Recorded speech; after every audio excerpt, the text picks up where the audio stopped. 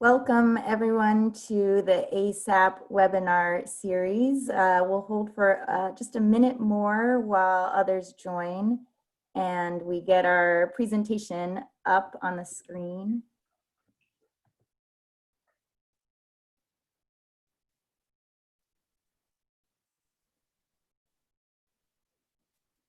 Erin, are you able to share your screen?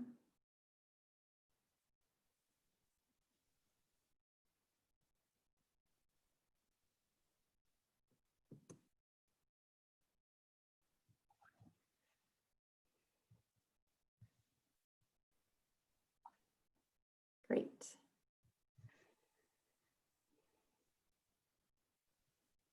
So welcome again, everyone, to the ASAP webinar series for our PEPFAR funded USAID local partners. I am Debbie Khalil in our USAID Office of HIV/AIDS in Washington, DC. I'm also the COR, the Contracting Officer Representative for ASAP, a central mechanism run out of our office that puts on these webinars. And today we're thrilled to talk about the PEPFAR COP20 work plans that are quickly coming up to be due in. And so we hope this will be a very useful session for you all to hear the latest and have a chance to ask questions as you are working on these work plans. So here's the agenda. We're going to do just a few quick announcements at the beginning and then ask Nida Parks to give an overview of the work plan process and importance, and then have Erin Dunlap from our office talk through the details. And then Jonas Aswa from ASAP is going to talk about an example of a work plan that ASAP has been working on to share some details with you all. Next slide. Next slide. So we want to just remind people, sorry, one back. Remind people that our USAID Office of HIV/AIDS have been putting on implementing partner solution calls to share ideas from different partners about how they're responding to COVID-19 in different technical areas. There's already been a series that will share some links to resources of how you can get recordings and presentations. But we wanted to highlight coming up June 10th, there's one on risk communication and community engagement program solutions. One coming up soon that we will update with dates on orphans and vulnerable children programming, and then another follow-up on supply chain. And round 3 of these calls will also be covering solutions based in Asia to share some lessons from that region. Next slide. And here, as noted, we have the other solution calls that have happened, and you can click here to see the slide decks and notes and their recordings as well. So there's already been quite a few that have happened over the last month or two. Next slide. As always, we want to remind people to pay attention to the latest coming out of the Office of the Global AIDS Coordinator, or SGAC, as they release updates every Wednesday and Friday on their website related to COVID-19 and PEPFAR. You can see June 5th, there was an update on DREAMS, commodity delays, and supply chain. June 3rd, additional updates on key populations, non-medical mask recommendation, ARV delays, and PPE procurement. As we noted on our last call, May 27th, there was updated guidance on personal protective equipment. I think an important one that everyone was asking a lot of questions about. So please see those guidance that have coming out of the State Department, and the link for the website is there on this slide as well. Next slide. We just want to remind people there are also USAID specific resources for COVID-19. Here is a list. And on the next slide, there are additional links to other outside of USAID resources for COVID-19. Next slide. Next slide. So we wanted to thank you all. Many people responded to an ASAP survey on COVID-19. that was done just at the end of May. This is our second survey. We conducted one in March also as many countries were just beginning to respond to COVID-19. So thank you all so much for your updates and information you're sharing with us. We see in our May survey, we had 97 responses from 23 countries. You can see the list here below of our responses by country. Next slide. And you all noted to us common barriers. The highest one that most people noted was service delivery restrictions. 38% of the responses said that this was an issue for you, followed by lack of PPE. And you can see the other issues then barriers that you're dealing with noted below. We group them into 9 categories listed here. Next slide. And we're glad to see that there's been an increase in communication from USAID missions to local partners about guidance related to project implementation during COVID-19.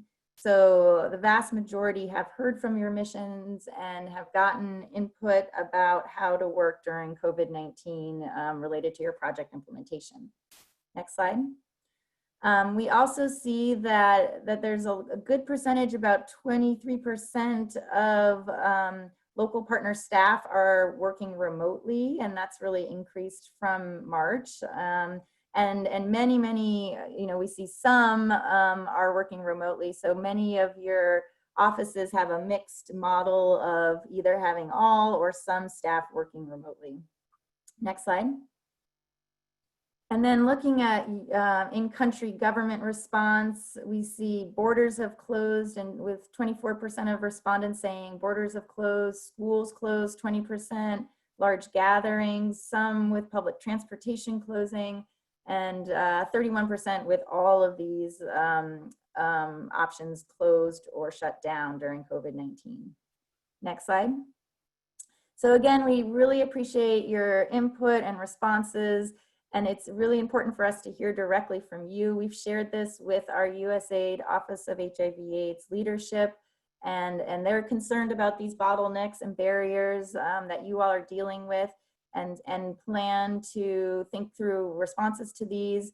We've also shared these with USAID missions and country teams, so they're hearing also what your responses are. And there are plans in place to share this with the Office of the Global AIDS Coordinator at the State Department, their leadership, and other USAID mission directors as well later this summer. Next slide. So now I'm going to turn it over to Catherine Brokenshire-Scott, who is our ASAP project director based in Washington, D.C., to give a few updates on the webinars coming up and other training opportunities. Thank you, Debbie. So my name is Catherine Brokenshire-Scott. I'm the project director for ASAP, and we are so happy that all of you have joined today's webinar. We have some upcoming webinars. So the next one is on June 17th, which is a topic will be sub-award management, creating pre-award assessments, managing and building capacity. After that, we'll have one on July 1st, which will be a repeat from Sustainability Solutions on USAID financial policies, internal controls, and compliance.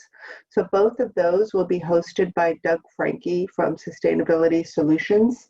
They're always very informative and a lot of Q&A between the participants and the hosts. Next slide, please.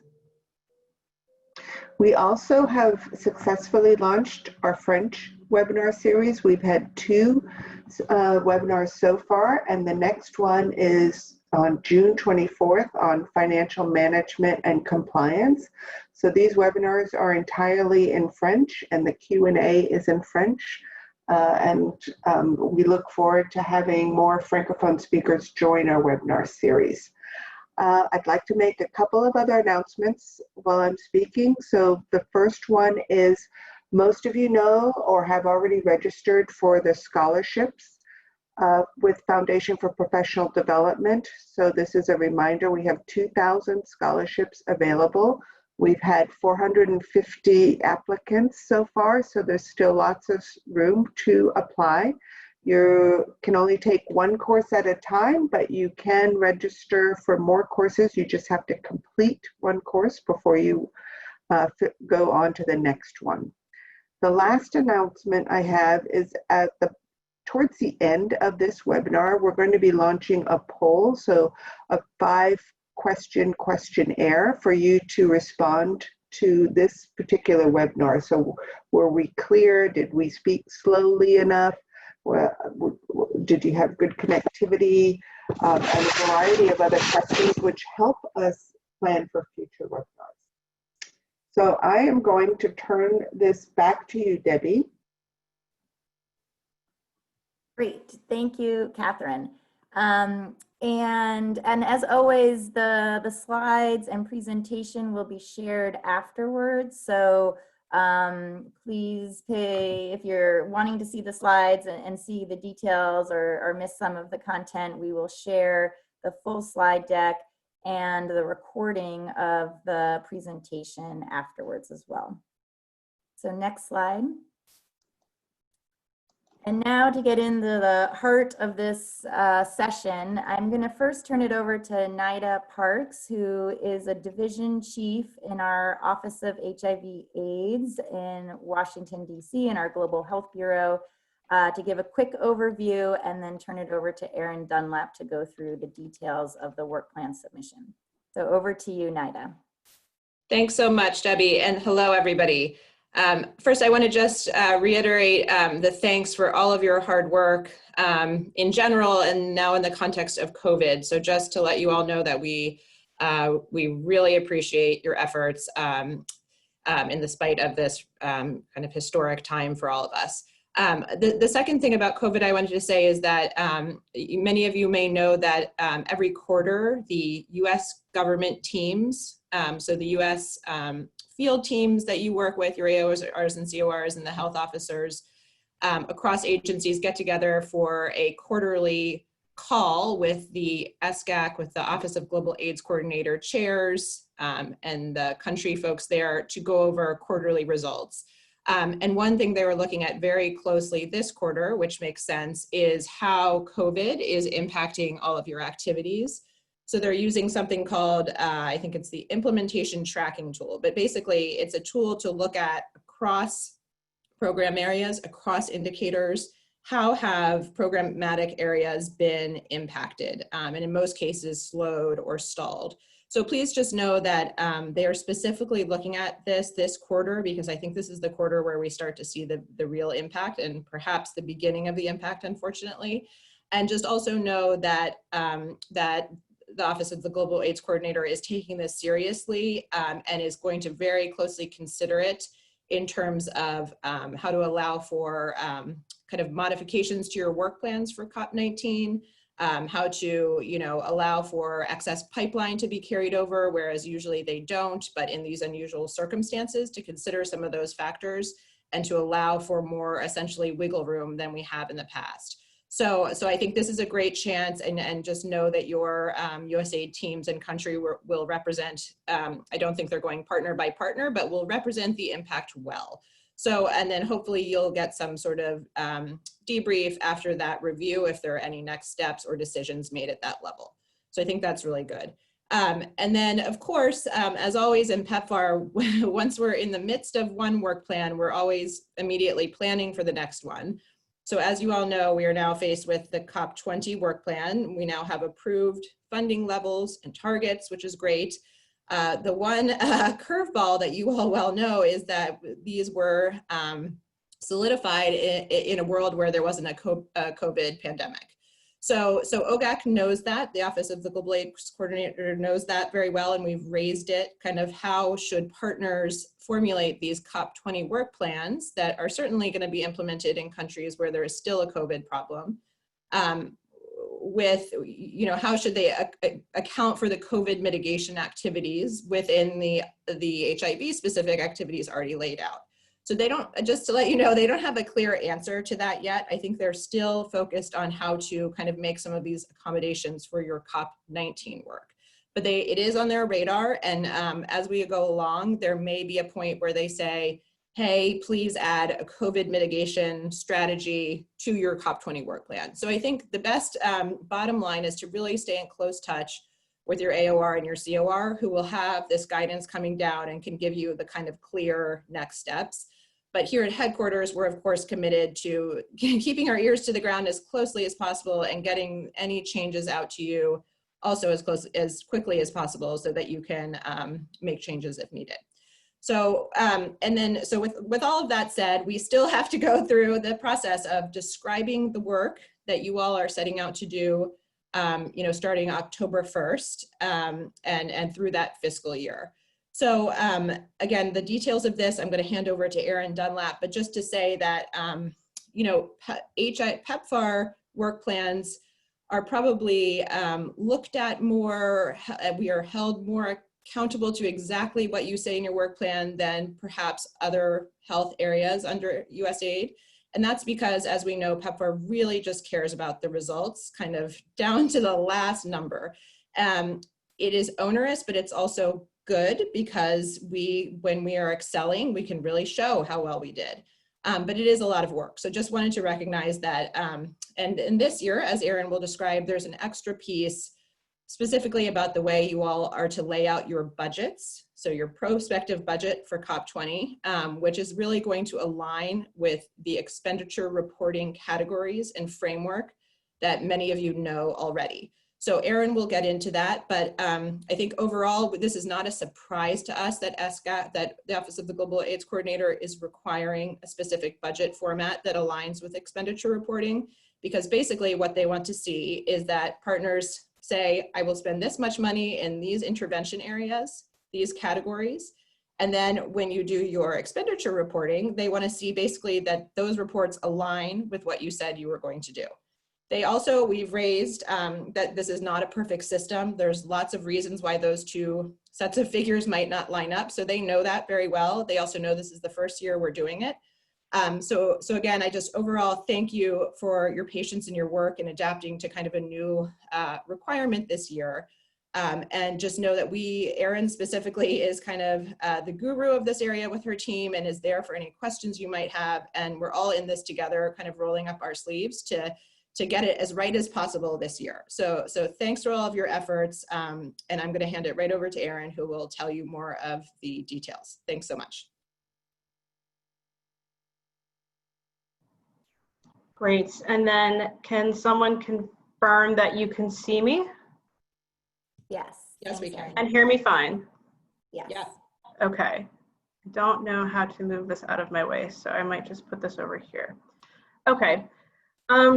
Just want to start by introducing myself. Hello to all of you on the webinar today. Thank you for joining and learning a little bit more about the USAID PEPFAR work plan process. My name is Erin Dunlap. I'm a technical advisor with the expenditure analysis branch at the Office of HIV/AIDS at USAID Washington. Just a couple of housekeeping notes before we get started.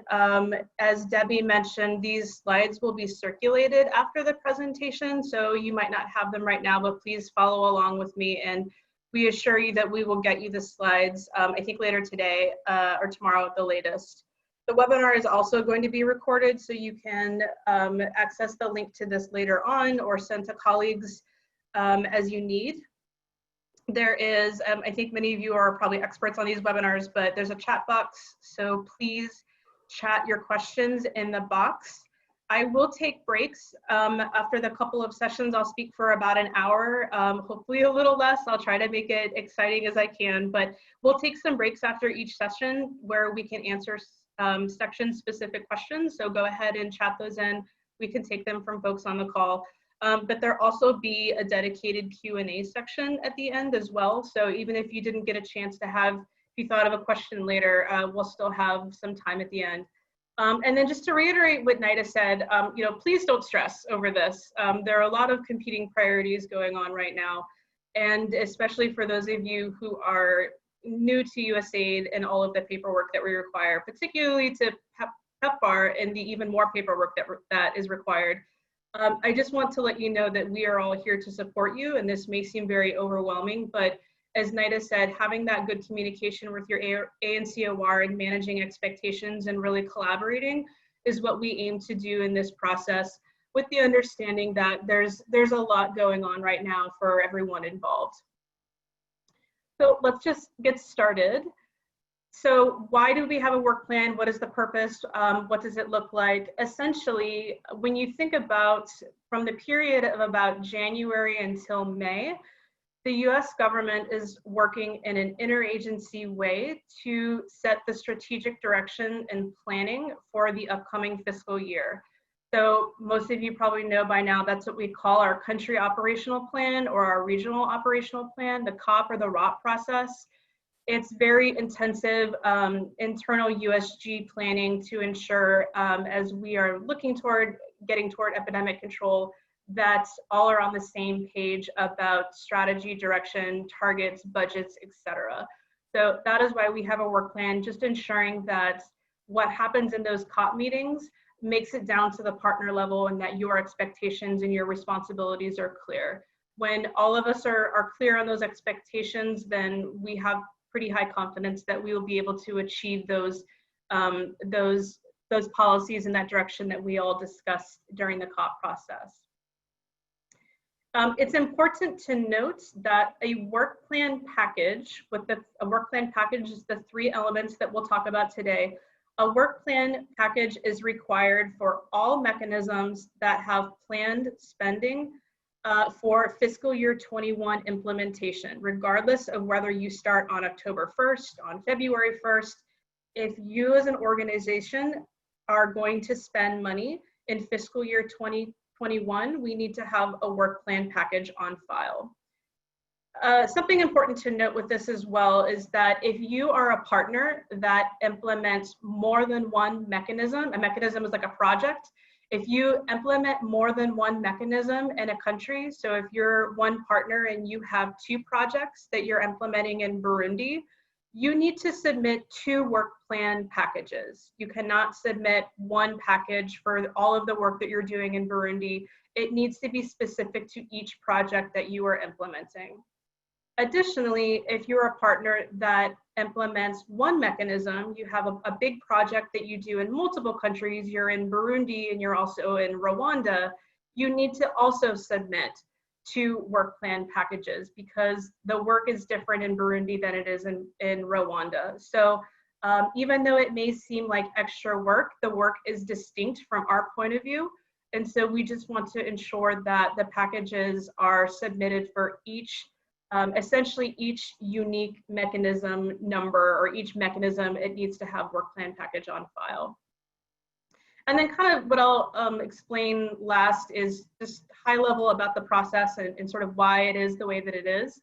And that's because the Office of the Global AIDS Coordinator at the US Department of State is the US government agency that receives PEPFAR funds from our US Congress, and they are really the ones that are setting the strategic direction for all of PEPFAR programming, implementation, planning, management, etc. So with regards to the work plan, the deadlines, what specific elements are required, the review process, and ultimately the approval do not come from USAID, they actually come from SGAC. And so when you hear me mention SGAC throughout this presentation a couple of times, that's because this is ultimately a process that is managed and directed by them. And so we are all working toward meeting the goals of what SGAC has set forth. So hopefully by now you are aware that there are 3 work plan elements as part of the work plan package. The first element is the program narrative, and so that's mainly just describing the activities that you will do in fiscal year 21. And we'll talk a little bit more about the detail of this here in a couple of slides. The second element is the budget narrative, and that is, again, just a very brief way of describing your budget and how you're going to spend those funds and how those funds will meet your goals and your targets.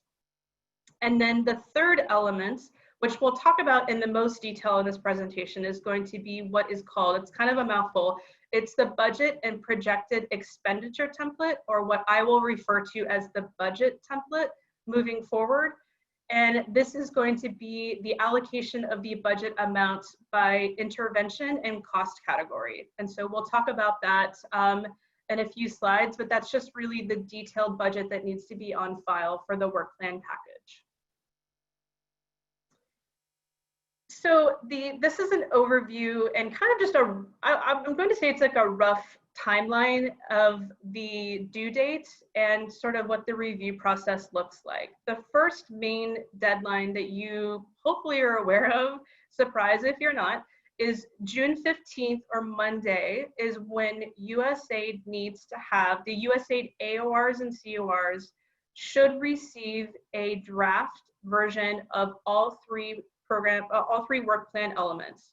So you need to email a copy of the program narrative, the budget narrative, and the budget template to your ACOR for their review on Monday. And then in between June 15th and June 22nd, that AOR will do that first set of review, and they may discuss with you that something might be missing or they want to see something change. They may ask you within that June 15th and June 22nd process to make a revision. But from June 22nd until July 15th, that review that happens typically at the country level will then come up to the USAID Washington level.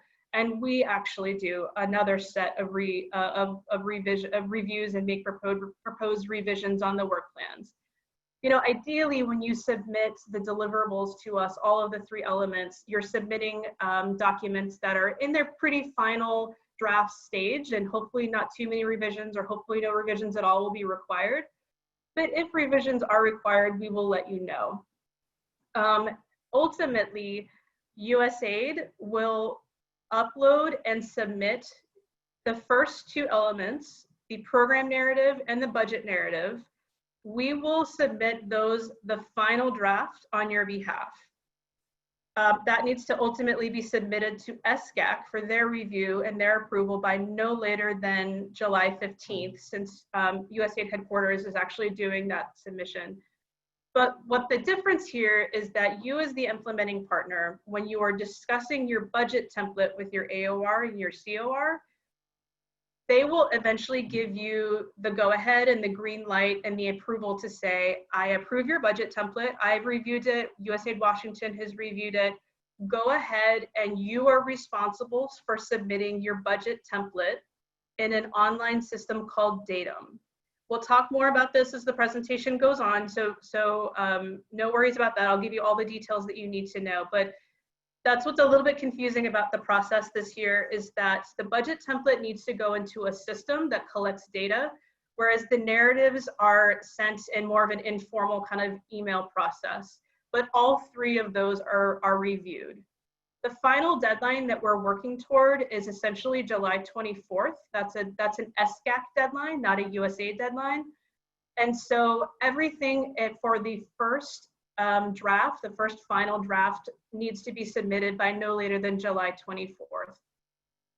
I've mentioned that this is really an iterative process. This is something where there will likely be a lot of back and forth. It's also possible that we see some country teams set dates and deadlines that are slightly different than this, but this is the main framework that we're working with. So just stay in close contact with your ACOR. They'll let you know what they may need to have changed. They may let you know if there's any changes to deadlines.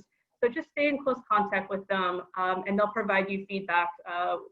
So no worries if this isn't clear. Your ACOR will know what to do and let you know when you need to do it. So that takes us up until July 24th. And as I mentioned, from July 24th until about August 21st, SGAC will then be doing their review. And essentially their review is a check to make sure that what we discussed during the COP planning process, all of those discussions during January until May, and what we finally agreed and what Ambassador Bergs finally approved, made it into each of the work plans for all of the implementing partners.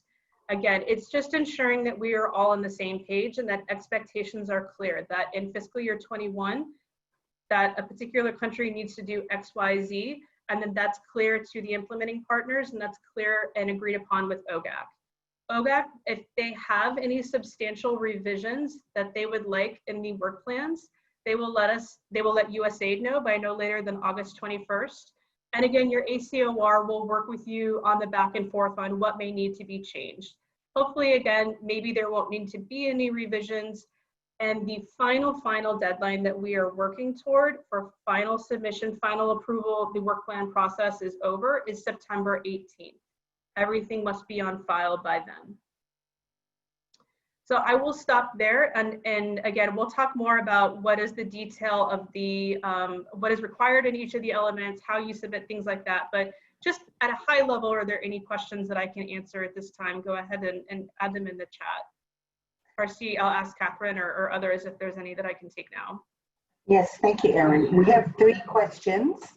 The first one, do outside COP funded mechanisms need to submit work plan packages? For example, KPIF. That is a great and nuanced question. And I'm going to answer it in 2 parts. One distinction here, and I'll answer more specifically your question in a second, is this, many of you might receive non-HIV funds, or you may receive HIV funds outside of USAID. Make sure for this work plan process that you are only writing work plans and details of activities that will be USAID PEPFAR funded. If there are any activities that involve family planning or malaria, or you receive some Gates money for HIV, do not include that in this work plan narrative or in any of these elements. That is separate. For KPIF, that is a question that's, so that is a separate amount of funds. You know, actually, I'm not going to speak because I think that needs to be included. KPIF funds are essentially going to go through the EPIC mechanism. That is one mechanism that is, so I would think that it would be included in that work plan, but I will need to check on that unless someone, one of my other colleagues know the answer to that question.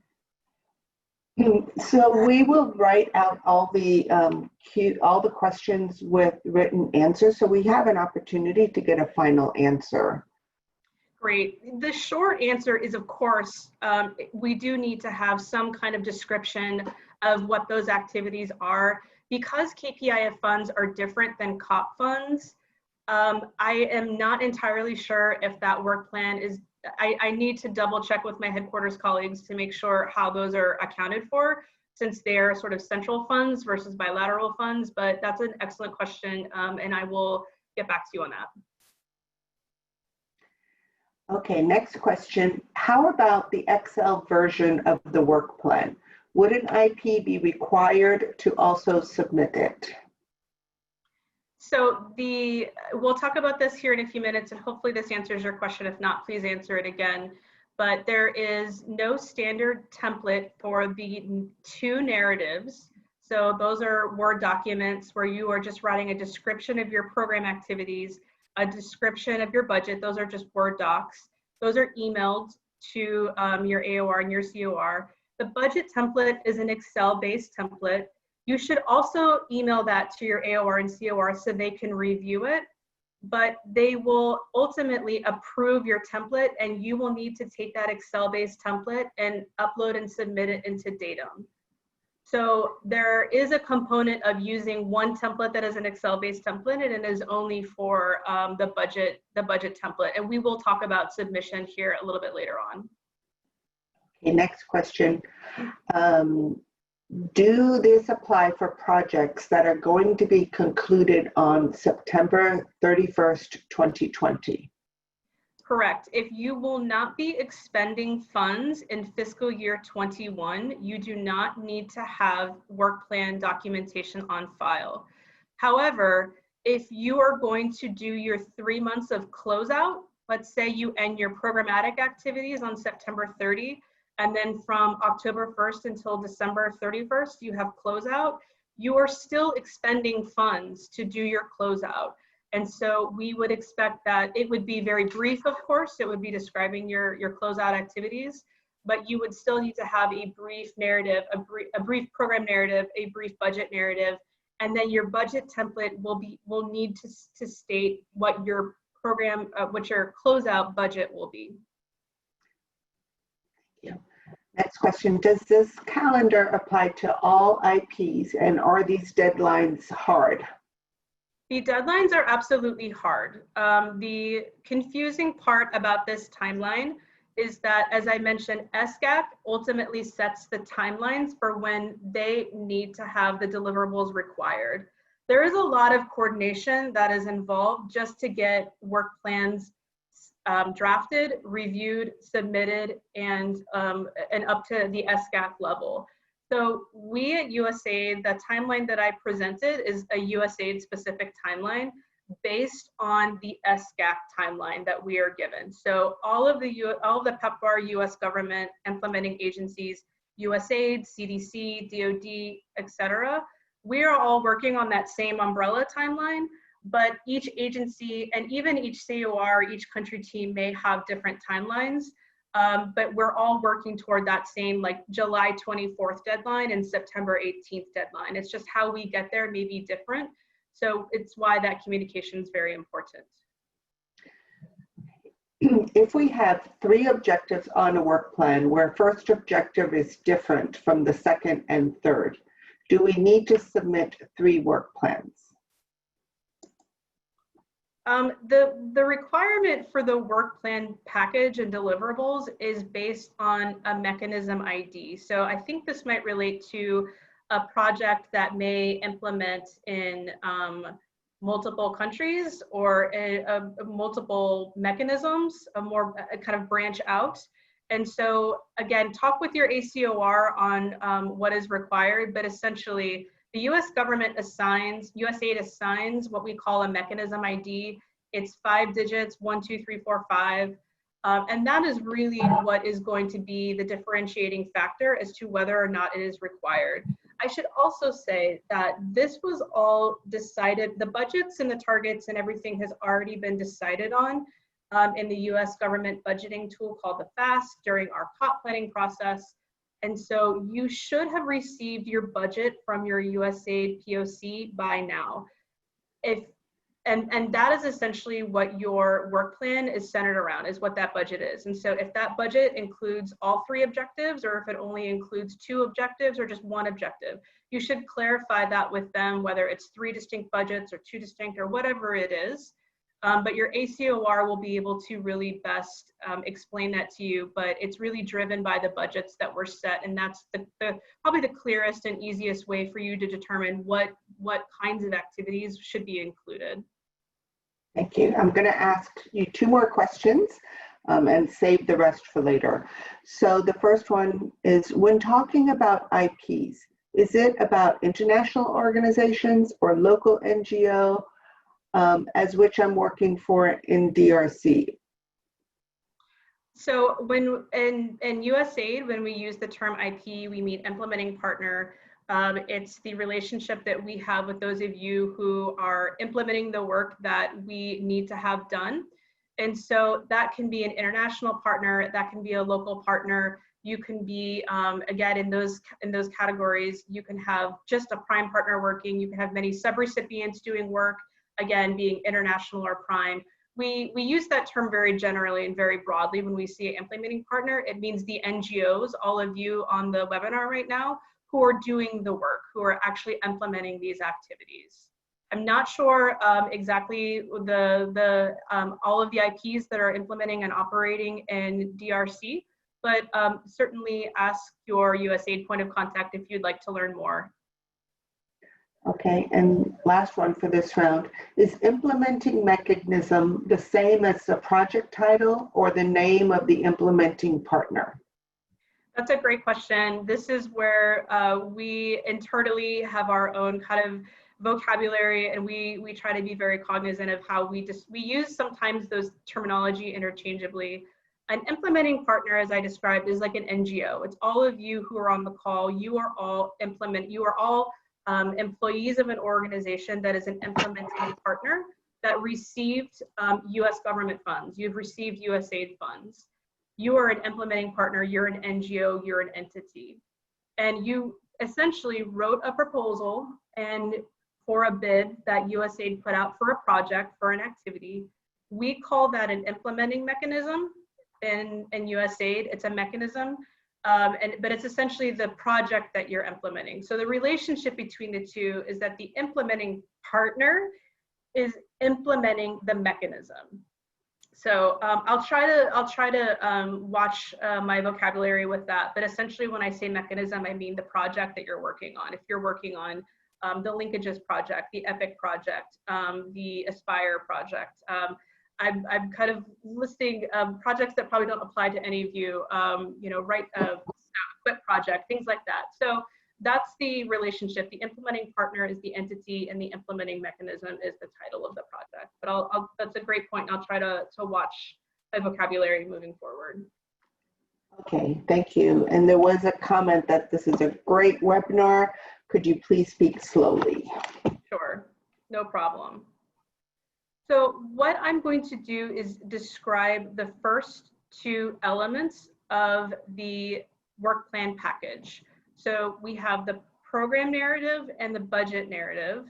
I'm going to save the budget template for last because that has a little bit more information, and I think these are a little bit more straightforward. So I'm just going to focus on these two right now.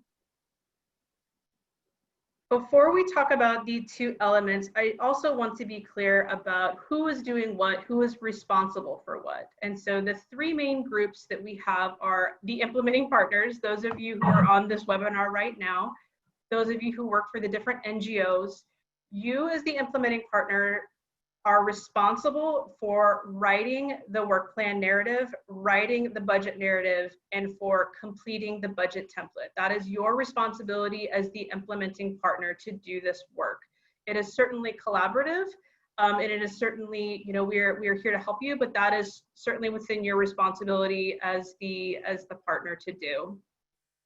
It is also your responsibility to ensure that as USAID directs needed revisions, that those revisions are incorporated in your drafts.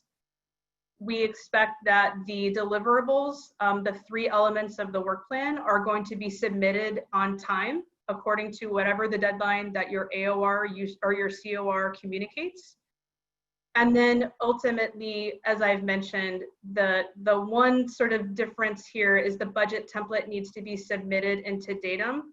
USAID will submit the final version of your narratives, but you as the implementing partner must go into Datum and upload and submit your budget template. So you will be responsible for that one element, the submission. For the USAID AORs, CORs, and approvers, those folks will be responsible for reviewing everything that you have spent so much time working on and ensure that those are in line with the agreed upon COP20 approved strategies. The AORs are also responsible for communicating and coordinating with all of you, the implementing partners, to ensure that those revisions are clear and that they are given to you in a timely manner. And then as I've mentioned, the AOR CORs will submit the final drafts of your program budget narrative, your program narrative and your budget narrative to SGAC. So we can see in those final bullets for implementing partners and USAID ACORs where those submission differences are.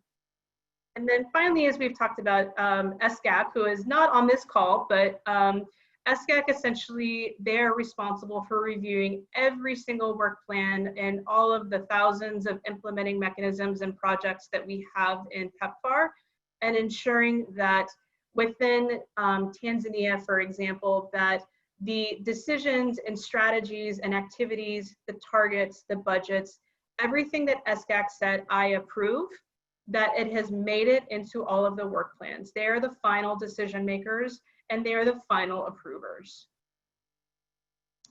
Okay, so let's talk about element number 1 of 3. The first element is the program narrative. And it's exactly how it sounds. Essentially what you should include when you as the implementing partner are writing this narrative, it's a Word document that you should write. It should include your top line targets that will be implemented in fiscal year 21. If you have targets, there are some projects that do not have targets. So if you do not have targets, don't worry about including this. It's not required for you.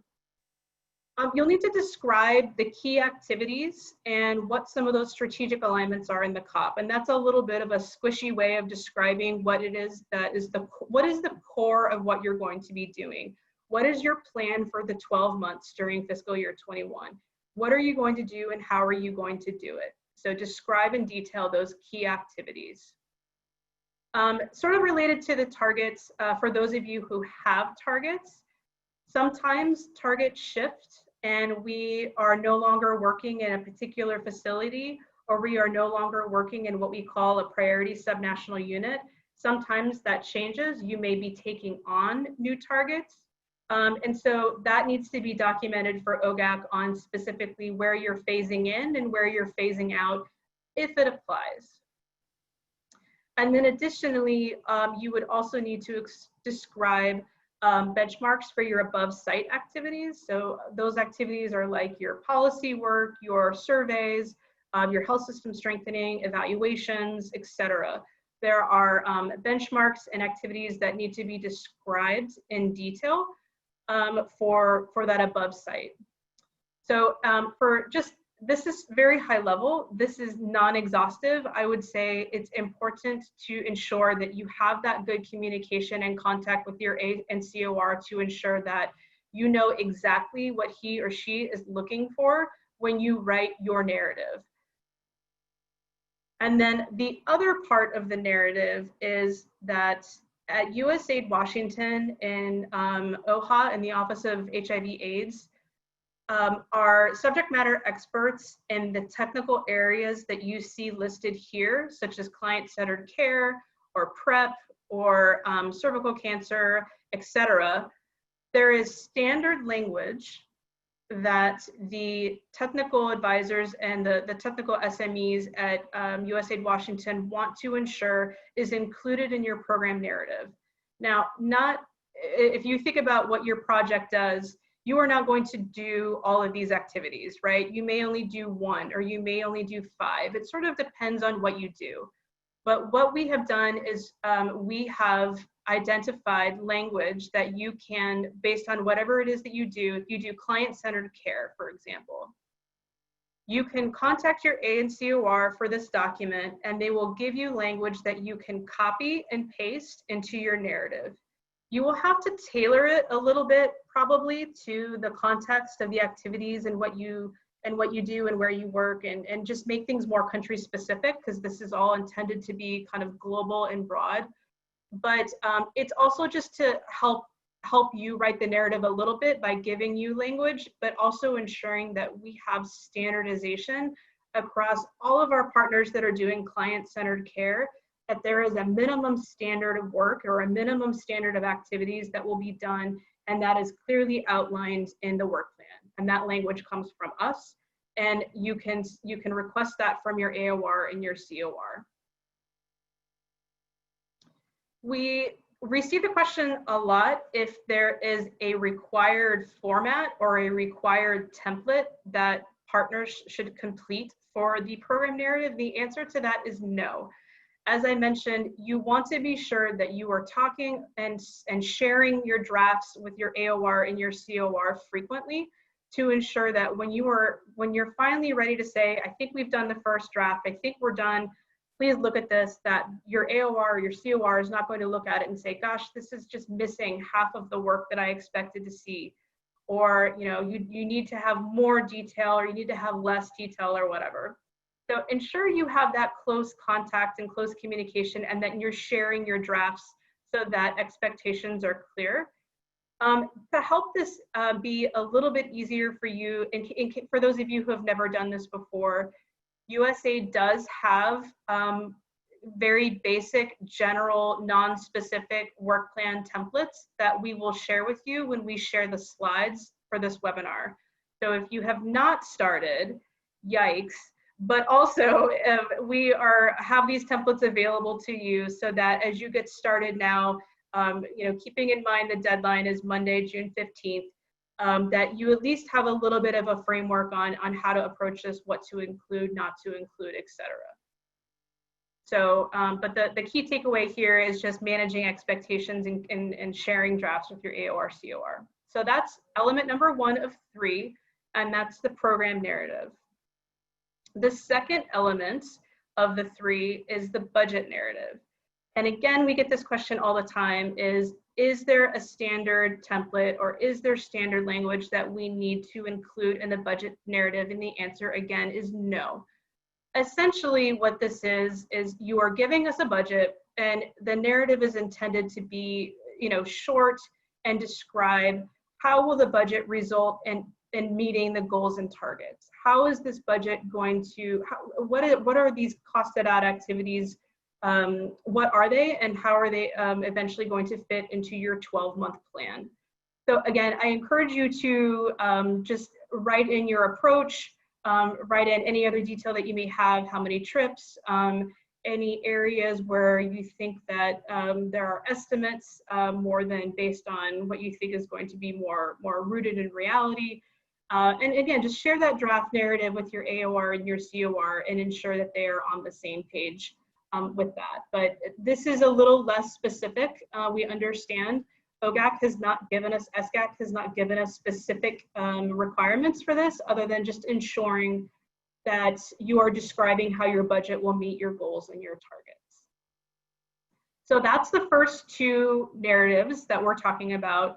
And so I just wanted to share a couple of things. I think I've really already touched on this, but it's ensuring the most important part here is just talking to your AOR and your COR. Like I said, sharing those drafts because you do not want to be on a different page when it comes to formatting, when it comes to length, when it comes to content or detail. If you have a question, we are certainly, well, your AORs, CORs, but all of us behind them are here to help you and ensure that you can get through this and your questions are always answered. It's better to ask the question than to submit something that you're just going to have to redo or you're going to have to continue to do draft after draft. The other thing that I'll say is that we've talked about how budgets and targets are set during the COP planning process. That's part of how we discuss our strategic direction. We need to do that within the framework of budgets and targets. And so if you looked at your budgets and targets and have some concerns or some questions, I really encourage you to raise them with your AOR and your COR now. We really need to stick to the June 15th deadline. Again, these are hard deadlines because ultimately they're deadlines to SGAC. These are not just deadlines to USAID. So delays on one end will be delays on our end, and it will eventually be a delay to SGAC. So if you do have questions or concerns, have those conversations sooner rather than later, and don't wait until the June 15th deadline to say, we have a couple questions. I might also open it just in case, and we can certainly open it up for questions, but if any of the AORs or the CORs, if we have any on the line, would also like to share tips or tricks or any pitfalls or anything like that, encourage them to do so as well. So I'll pause here. Thank you, Erin. We have grouped some questions together, and some of the other questions I know will be addressed later in your presentation. So the first one, we've submitted the work plan already to our AOR in May. Do we need to submit this again? The answer is check in, maybe with your AOR. This is where, again, it gets a little bit confusing is USAID has work plan requirements and SGAC has work plan requirements. So the internal USAID requirement was May 1st. So we needed to have a minimum amount of detail on file for that.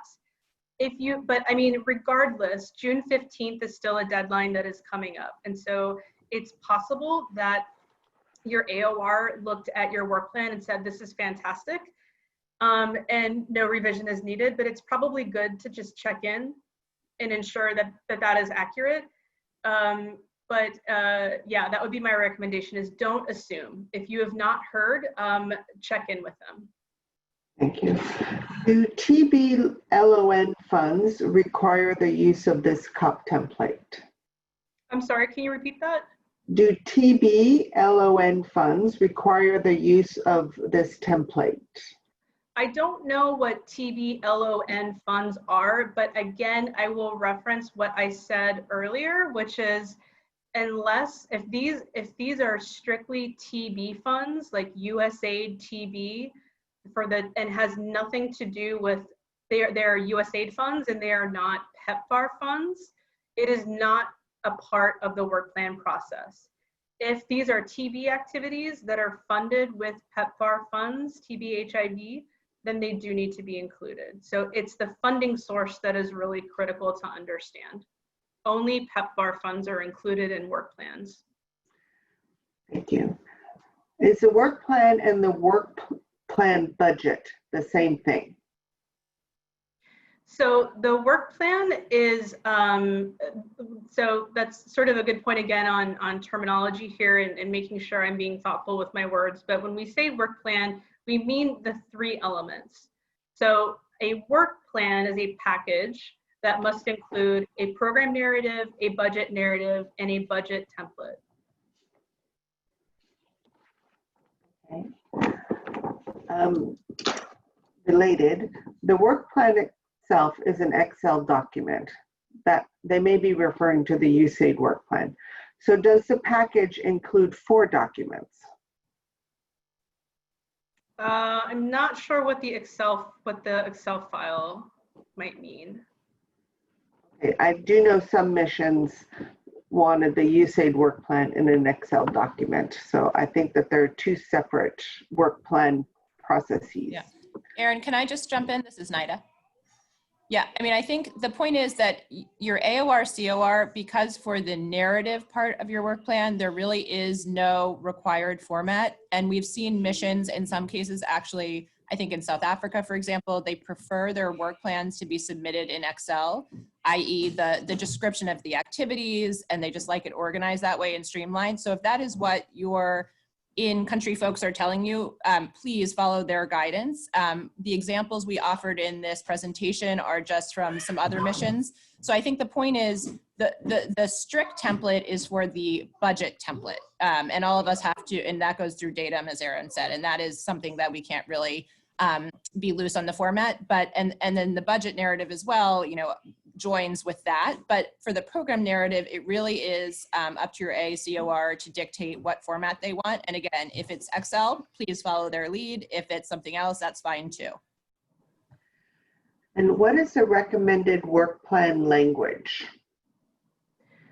Right, so again, this is technical specific language that I think this is what the question is related to. Let me know if it's not, but you will need to contact your AOR and your COR for more information about this. But if this is the question, essentially what it's saying is if you are implementing activities for dreams, you can see on the right column, that's one of the examples that we're talking about here.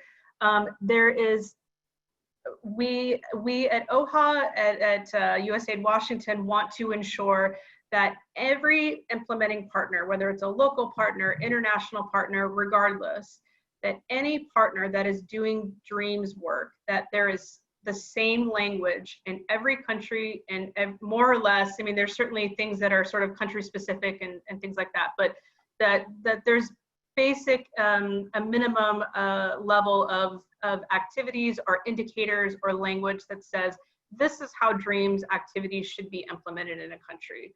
It's a starting point so that we can ensure, you know, we implement in, you know, something like 30 different countries, right? PEPFAR, for USAID PEPFAR. And of course, there's going to be a lot of country context and things like that. But what we've seen in the past is that often it can be the country team in one country may be very, very detailed on what they would like to see for activities, dreams activities, and the corresponding details. But we may see something that's very, you know, far less detail in another country. And so what we're just wanting to say is, again, going back to, we spend 5 months in the COP planning process to ensure that there is clear expectations on strategic direction, activities, what needs to get done in order to get us one step closer to epidemic control. And we need to ensure that all partners in all countries are all on the same page about a particular package of services. And that language will come, this is not something at this time that I can email to you, but this is something that you should discuss with your ACOR. because they will tell you of this very exhaustive list what you should include. Thank you. We have a lot of questions on the budget, but I know you're going to get to that, so we'll ask them later. Great. Back to you. Excellent. That is great timing. And I would like to, before I kick off talking about the budget template, I think we just need to spend 3 or 4 slides talking about the PEPFAR financial framework, because for those of you that may be a little unfamiliar, especially for those of you who have not reported expenditures, if you did not do expenditure reporting for fiscal year 19 reporting, all of this is probably very new and very confusing and very non-specific. The language is it's a lot of jargon. It can be quite confusing. And so I just want to spend a couple of slides here just describing what we are talking about. And really what part of this work plan exercise is aimed to do, as I've mentioned before, is get us all on the same page. And believe it or not, I mean, this is such a tremendous coordination effort that it is really easy for things to fall through the cracks, and things that were agreed upon during the COP planning process, internal to USG, sometimes don't make it to the implementing partners, and then we're trying to sort of untangle where the gap in communication happened. And so that's part of why that happens on the activity side. But we need to be clear about expectations with targets, activities, and also on budgets. SGAC has phased in this framework. We've only seen it so far on the expenditure reporting side because it just takes a couple of years. But what this chart is showing us in that first column, that green column, is that from January until May, the US government is setting budgets by what we call interventions. And those are program areas and beneficiaries. That's a combination of 2 different things. We'll talk about that in a minute. And we're basically saying that in South Africa, that we want to understand how much we're investing in care and treatment for men, or how much we're investing in testing for adolescent girls and young women. This is all part of the COP planning process. This is all part of understanding what we need to do to get toward epidemic control. We look at that in addition with our targets. We look at that and see what our other stakeholders are doing in this space. And so we want to just ensure that we are all on the same page on what we're spending our money on, and that it's spending it on the right places, in the right places, doing the right things. This is also, we spend so much time discussing budgets and activities and agreeing upon what we are able to do with a limited funding envelope, with a limited set of money that we are given in a particular country. And I think that what we are seeing between the COP budget, ensuring that it makes it into the work plan budget, will then be tracked with your expenditure reporting. And so this also becomes an exercise of sort of budget execution. Ambassador Birx, when she approves COPs, she expects that those budgets are not going to change, and we spend all this time negotiating, this is what's going to get done. And it needs to be clear on, if that budget was not executed as it was approved, we want to understand why. We want to understand what happened. We want to understand how that impacted your ability to achieve targets. It's really doing a comparison of budget versus expenditures in a very detailed way that we have not seen before in PEPFAR. So it's not just looking strictly at, this is a budget, I know what my expectations are. The budget that you were given this year by USAID, your budget by intervention, is exactly how you're going to report in your expenditure reporting a year from now. So I just wanted to kind of make part of that clear, is just the understanding of, this is a really detailed process, but it's to serve sort of a bigger purpose of ensuring there's clear expectations of, if you have $1 million on testing and you spent $2 million, what happened? Why did you spend more than we approved? we made a decision. We all agreed upon what the budget would be. Why did you exceed that budget? And so that is just part of the management of PEPFAR funds. And the other kind of thing that I'll say, for those of you who are probably more wearing a financial hat on this webinar, and you're very accustomed to talking about expenditures or talking about budgets, and especially when you're preparing your SF 425, you're really thinking only about what we call cost categories. When you look at what your project spent in a year, or what your project is budgeted in a year, you're only looking at invoices that have detail on salaries or travel or indirects or something like that. But with PEPFAR, because we are so data driven and we want to understand how we are spending our money and where we're spending our money and on whom, that is why we have these classification structures. And that's what a PEPFAR intervention really is. That's what a budget by intervention is. And so it's really telling us who is spending the money, what is the purpose of that money, who is benefiting, and what did we buy. That is essentially what a PEPFAR budget tells us in the way that it is structured in this framework. As I've mentioned, and we'll talk about in the next couple of slides, the kind of second and third classification, the what is the purpose and who is benefiting, when we combine the two of those together, it's called an intervention. So again, an example of an intervention is care and treatment activities for men, or prevention activities related to adult women.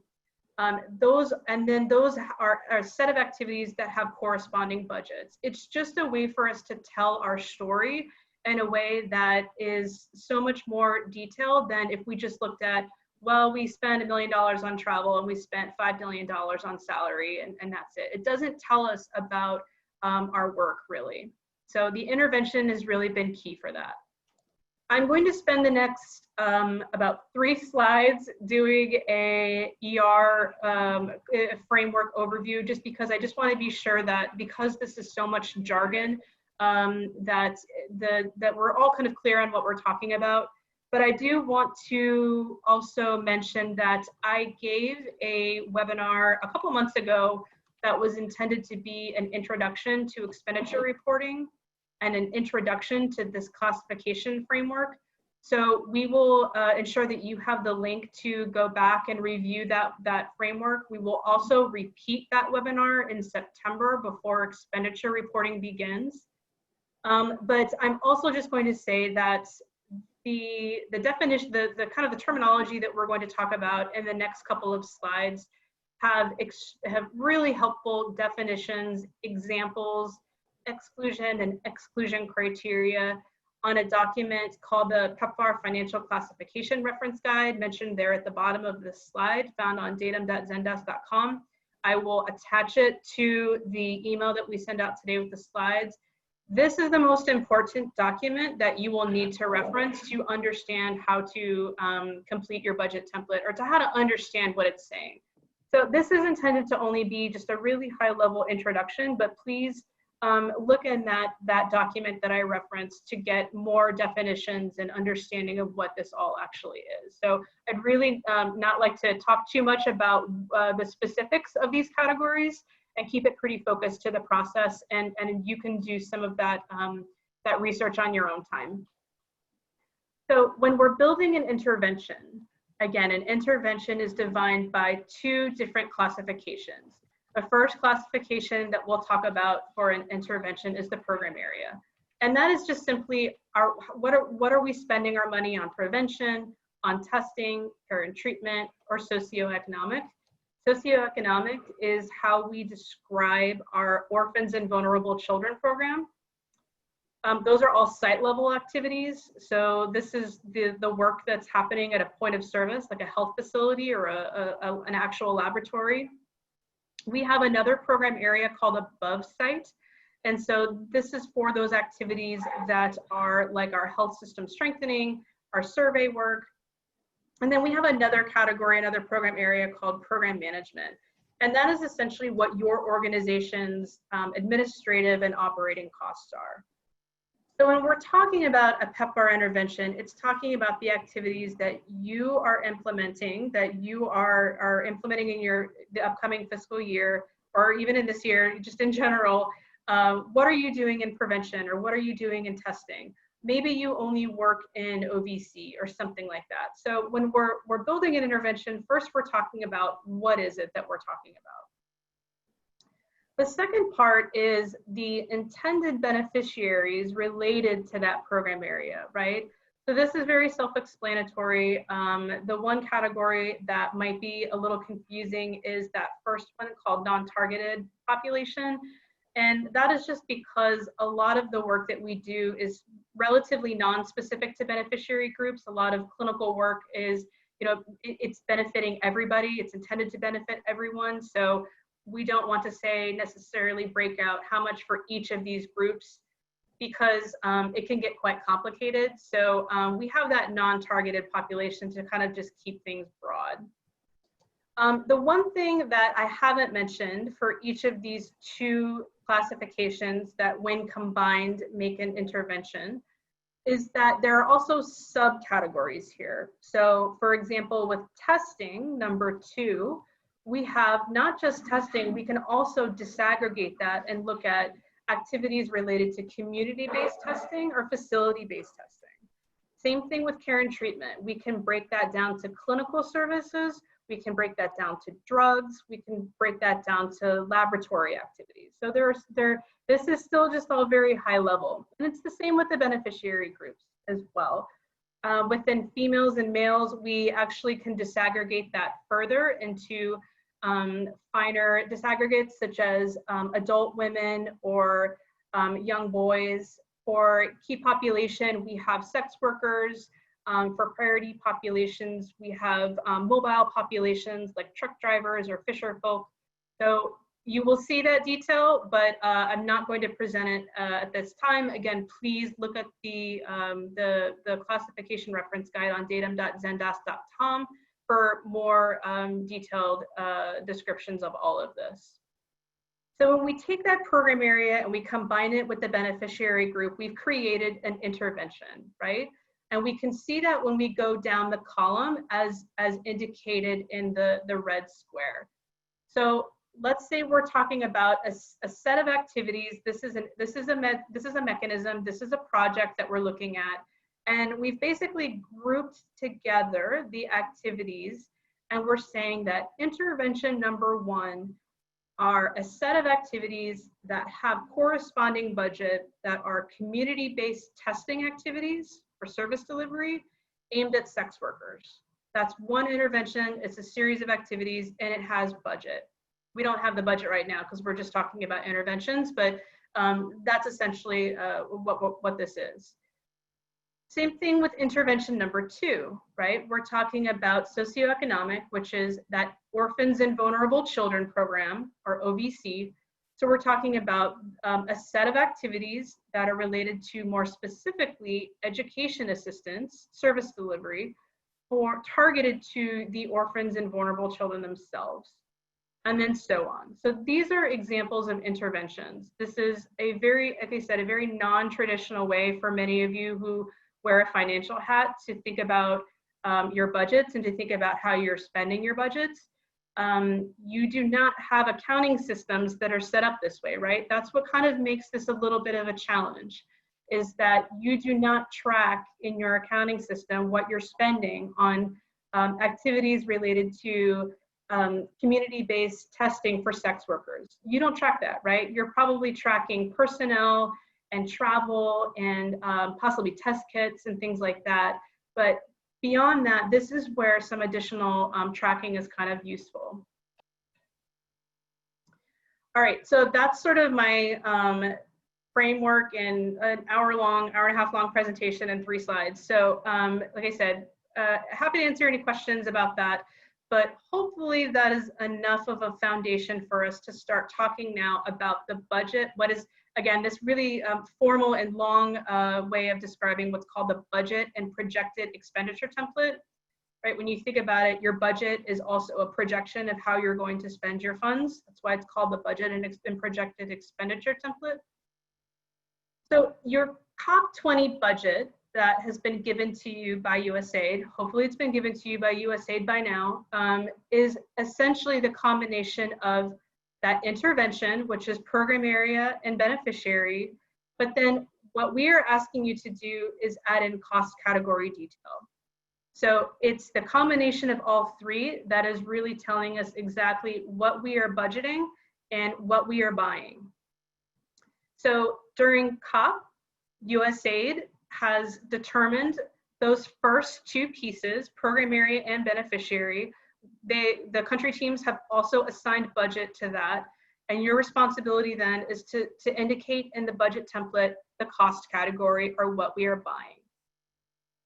So when it's time for you to sit down and complete the template, what is it that you need to have available in order to do this? You basically need to have two things. The first is this green and gray template that I have down at the bottom left corner. And this is what I just made this up. This is an example of an implementing mechanism or a project. This is one project, and it essentially, they have 4 interventions. As you can see, they have program management, community-based testing activities, some prevention activities, and some care and treatment clinical services activities. More specifically, their prevention work is aimed at females, young women, and adolescent females. And then everything else is just sort of that catch-all, non-specific, non-targeted, non-disaggregated beneficiary group. So this green and gray table is meant to be our example as we go through the next couple of slides on how to complete the template.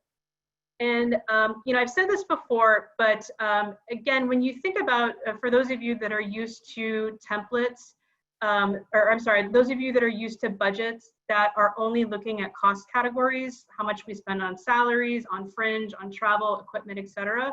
Again, we don't really know what that project is doing. But when you see a budget by intervention in this way, this tells us a little bit of a story, right? We can see that this mechanism, it's $3.3 million budget. Let's set the program management aside for a minute and just talk about the direct activities that they're implementing. They do a little bit of community-based testing, a little bit of prevention, and that prevention is really geared toward females. And then the majority of the work that that partner does is based on the budget, the $636,000 budget, which is the biggest of interventions 2 and 3 and 4, is on clinical services. So this tells us a little bit more, right? Rather than just looking at how much you're spending, we know that this is a clinical partner. They don't work with orphans and vulnerable children. They don't seem to work with any of the key populations. And it really is a majority of a clinical program when you kind of look at that, clinical services and community-based testing, et cetera. So that green and gray table is an example of a USAID budget by intervention that you should have already received from your AOR and your COR. If you have not received your budget from them yet, email them or call them, do whatever you need to do, but you need to get this immediately because you cannot complete the budget template without this information.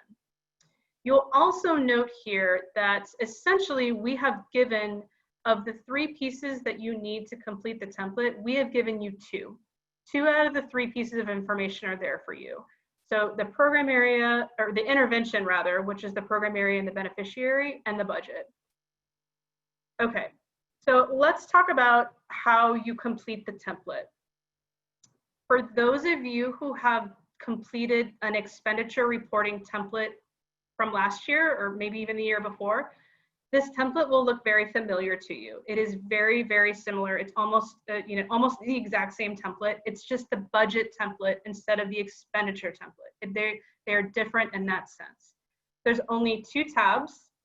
And I'll be honest that this is a pretty basic template. There's not a lot that you can really do in it. So that really makes it easy to assure that, at least on the data entry side, there's not a whole lot of ways in which you can make mistakes or any errors.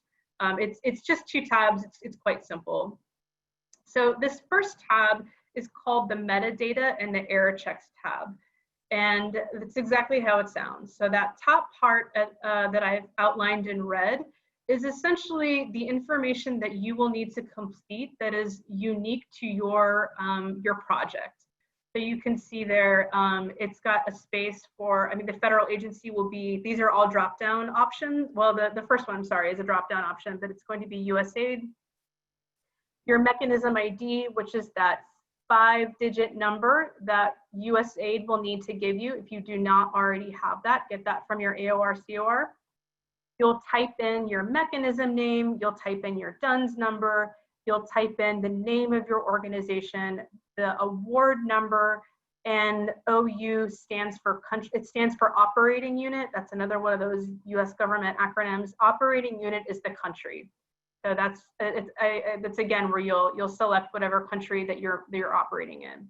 Again, one template per implementing mechanism. So this is important. If you have if you're implementing more than one project in a particular country, you need to submit 2 templates.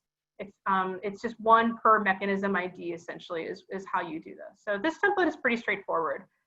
The bottom part where it says error checks, I'll go through in a minute, but it's again really simple checks just to ensure that this is a complete template and no information is missing. And last thing I'll say is we often will get the question on, I don't know my award number, I don't know my DUNS number, I don't know my MEC ID. Again, your AOR COR will help you find all of that, that information. Okay, so you can see we have our green and gray table down at the bottom. This is our sample approved COP20 budget by intervention. I've just taken off the budget for a minute and we're only focusing on the intervention components. And that's going to be step 1. Again, we're giving this to you. You do not select this. You need to refer to what USAID has given you, and you need to essentially, on the budget template tab, select the corresponding program area and beneficiary from the drop-down menu. So you can see I've highlighted intervention number 2 in our green and gray table, and it's an HTS, an HIV testing services program area, specifically community-based testing. So in row 4, I went and I selected HTS community-based testing from the drop-down menu, and I just selected that from the drop-down. And then I did the exact same thing for the beneficiary group in row 5.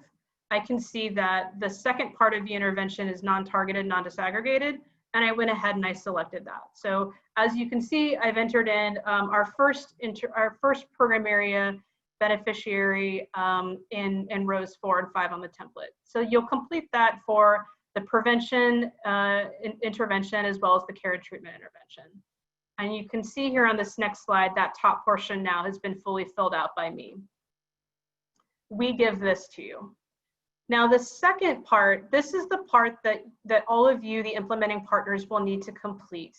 And this is going to be the detail. So for those of you unfamiliar with this template, we go down the column, okay? So we're looking down column E, and we're essentially looking at that second intervention. Let's just set program management aside for a second. We'll talk about that in a minute, just because it's a little bit more complicated. That's a default that's already in column D that will already be in the template for you. So I'm more focused on the programmatic interventions here. So we're still talking about our community-based testing service delivery for non-targeted, non-disaggregated. And you as the implementing partner need to know what that top line budget is. And we can look back and refer that row number 2 was 367,598. That's the budget for that intervention. So as you're completing this template, you need to ensure that you're entering in the cost category detail up to that 367,598. That row at the very bottom, row number 28, will auto-calculate, auto-sum the amounts that you type in the section in red. So if I am, let's say, the person that's completing this template, and I am basically going to outline what our budget is for our community-based testing activities, I know that the activities that are included for testing include 72,000 for clinical healthcare workers. That's row 7. That's that first line. I know that we need to budget $119,000 for our ancillary healthcare workers. Going down a little bit farther, I know that we need to put in $90,000 for some international trips, $24,000 for some domestic trips, and $47,000 for training.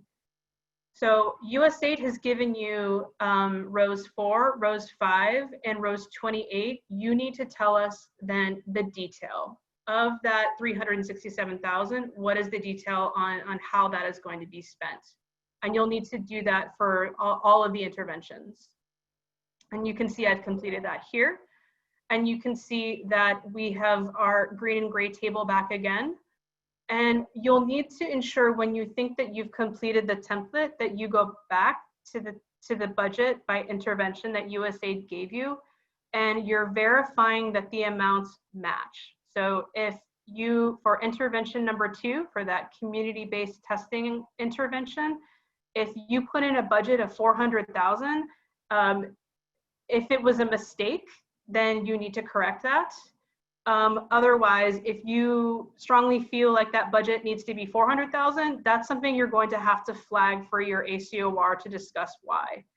And I'll kind of talk about revisions here in a second, but the other thing that I just want to, so that's basically how you complete the template. You know, it's like I said, the entry is quite simple. We give you 2/3 of this. We give you the intervention. We give you the top line amount. You just need to enter in that middle part where the cost categories are. Of course, we recognize the devil is in the details, but when it comes to actually completing this, you know, at least you have 2 of those 3 components. I just have, I think, 1 or 2 more slides, and then I'm sure there are many questions that I'm happy to take.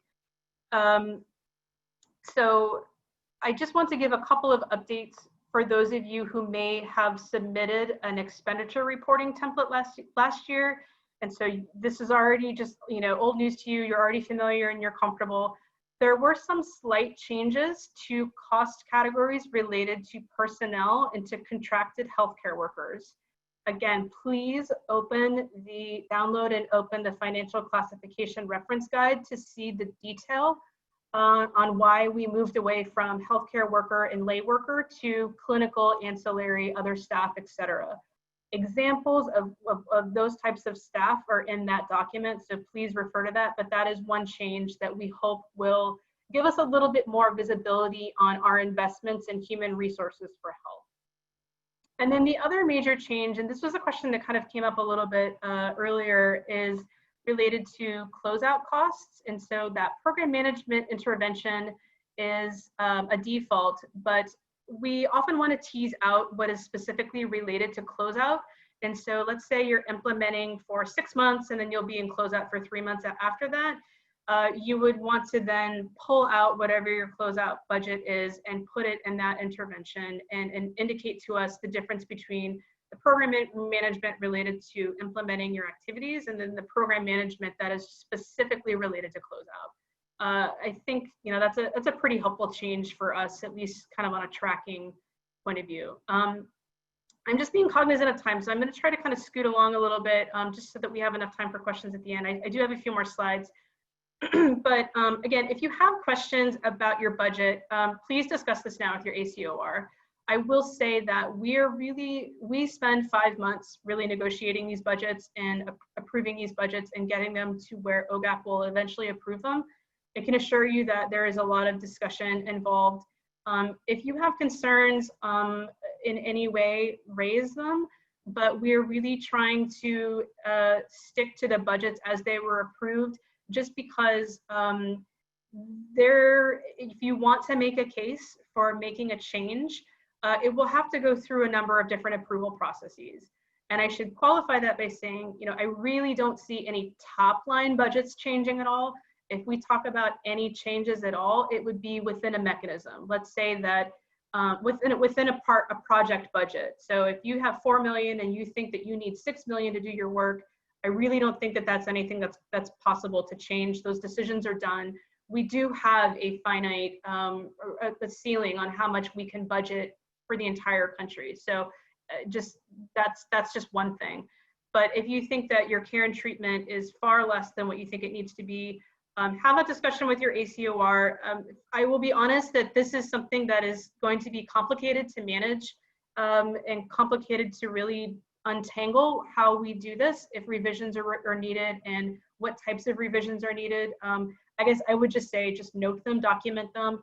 But at this time, just understand that any kind of change of shifting money between program areas or interventions will still have to go through a number of different US government approvals. So if there is an ability to kind of, make a best estimate, then let's just go with that. But it's complicated. Again, I'm going to try to kind of speed through these next couple of slides because I think that they're pretty, and I might just speed through one of our question breaks to get to the very end because we're almost there. Thanks to everyone for sticking with us. I know it's a bit dry. I just want to point out a couple of potential errors in the template that we see commonly. One is where the person that is completing the template forgot to put budget for program management. All of you have operating and administrative and indirect costs. So everyone should have at least something in column D in the program management column. And again, that budget was set for you by USAID. So you just want to ensure that that budget is included. Another thing that we see is called an impossible combination. It's not that common, but essentially when you think about, there's so many different program areas and so many different beneficiary groups, there are some combinations for an intervention that are not possible. So an example that I have here is VMMC, which stands for our voluntary medical male circumcision targeted to females.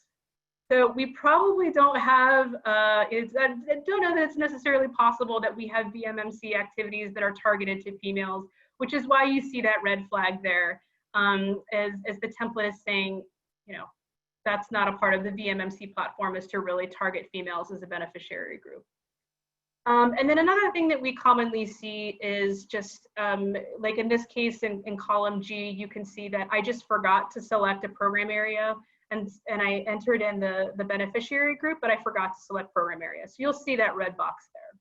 So those are a couple of really common mistakes.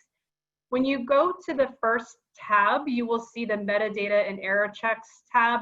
The error checks are in the lower part of that tab. I'm not going to really go through this into detail, but you can see here, it's pretty straightforward. You're missing information, or the ones that we just went through, like you don't have your program management, or you forgot to add a program area. Those are some common validation errors. Again, we're almost through here, so I'm just going to scoot through this, and then we'll stop and take all of your questions. We still have plenty of time left for that. And then the last part of this then, so you've completed your template, you've sent it to your AOR, your COR, and they have approved it and they say, it looks great, I approve, you approve, everyone's in agreement. What you then need to do is you as the implementing partner are required to upload and submit that template in the online system called Datum. For those of you who did expenditure reporting last year, the submission process is the same. And for those of you who are new, Datum essentially is an online system. It is basically a major repository for all of our data, including our SI or our MER indicator data and the ER templates. So in order for you to submit your template, you will need this. I'm going to talk about this in two parts. You need to ensure that someone, at least one person from your organization, has a registered ER Datum account. And so if you're an organization that has targets, you might think, oh, well, there's someone in my organization that does SI and they have a Datum account. They go in and they enter in our results data. They can do this.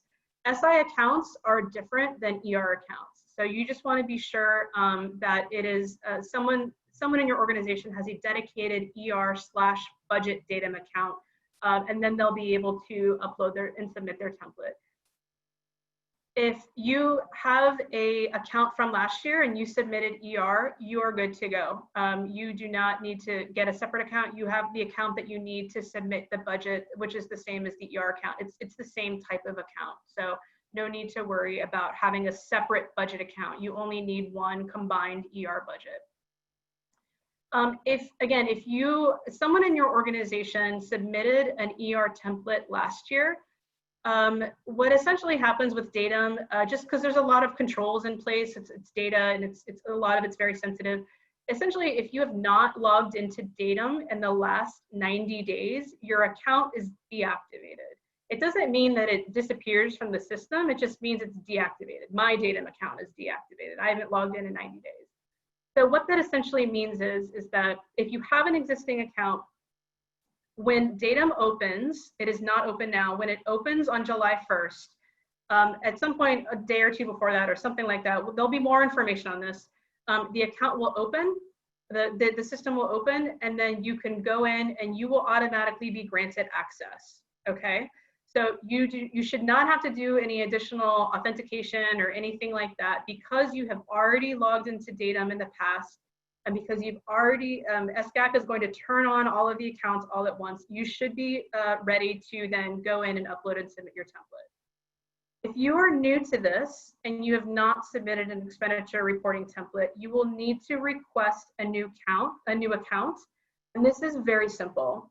I provided the link for you here. It's register.datum.org, and you will need to go to that link and fill out just a really quick form with your email address, and someone will be in touch with you on your account creation, whether it's someone from the Datum team or someone with USAID. I can't remember who actually provisions the accounts, but that process, if you don't have one, don't worry, you can request one, and it's very simple to get it. So that is part one, and that's just sort of the account side of things. The second part of this is, all right, I have my account, I've logged in, how do I submit my template? I personally find it, the tutorials that are available on datum.zendesk.com I find very useful. Datum is, the only thing that you will be doing in Datum is logging in, navigating to a certain page, and then uploading a file like you do any file in any website, essentially. It's quite simple. And so I'm not gonna spend the time doing it on this webinar because the step-by-step instructions can probably do it better, explain it better than I can. But please, at the time that you are ready to submit your template, go to datum.zendesk.com, go download these materials for submission, and that will walk you through if you have any questions on what to do. The other thing that I'll say, for those of you who are familiar with ER from last year, I would say overwhelmingly the majority of the questions or the issues that people had with uploading and submitting were technical in nature. Something like, you know, the template wouldn't be validated, like it wouldn't accept the template, or my account wasn't created properly, or I can't log in or something. There is really no one at USAID that can help you with that. I can't help you with that. Your AOR cannot help you with that. That is sort of a tech issue, right? And so just like anything related to the back-end developers, they need to troubleshoot that. You can go to on the datum.zendesk.com website, and you can see I've outlined there in the bottom right, the technical support section. It says submit a request. That's the help desk. And I found them to be pretty responsive. It may take a day or two because of there's thousands of people that will be going in and doing this. But you know, stay in contact with your AOR, COR. If something seems funny, if something doesn't work right with your account, 9 times out of 10, it's something that someone at USAID can't help you with, and you'll have to. We're just going to tell you to submit a help desk ticket anyways. So just kind of bookmark these resources when it's time.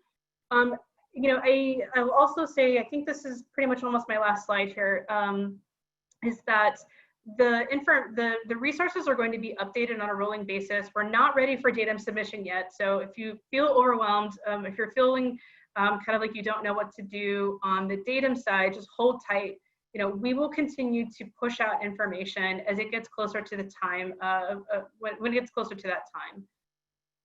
Just a couple of things to remember. So it is really important, someone every year, not necessarily on this webinar, but someone globally or a couple of people globally will inevitably fill out the wrong template. It is an outdated version of the template. And what will happen is Datum is very sensitive and it will not accept an outdated template. And so my recommendation to you is, it doesn't matter what someone has emailed to you. When you're ready to get started, go to datum.zendesk.com, navigate to the page where the template is, and just download a clean copy yourself. Just get started that way. There's just, unfortunate versions of templates floating out there, and I don't want you to have to redo it. If you completed an expenditure template from last year, you will need to, you cannot use that template again. You will need to use a fresh template. So please be sure that you, again, are going to do that. Do not try to unlock the file or try to overwrite the file. Again, datum is very sensitive, and it will know if you have done that, and it will kick the file out, and you'll have to redo it again anyways. I've mentioned a couple of the different potential errors, like negative numbers. If you're entering in letters, that budget template can't accept letters. So those are some examples of errors that you'll find on upload. And then we've talked about how datum will be open from July 1st to the 24th for submission. My advice to you is do not wait until July 24th to upload and submit your template. This is a two-step verification process. Just, because it's possible you may have issues with your login, it's possible that the system finds errors in your template that you're going to have to resolve. And also, what we find is pretty much it's like no one's in the system until about July 22nd, and then all of a sudden thousands of people are in it at the same time. So consider bandwidth, consider the number of people, consider just buffer in some time to in order to ensure that you get that template in by the July 24th deadline.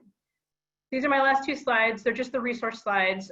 We've talked about datum.zendesk.com, the importance of the financial classification reference guide. That's where so many of your questions can be answered.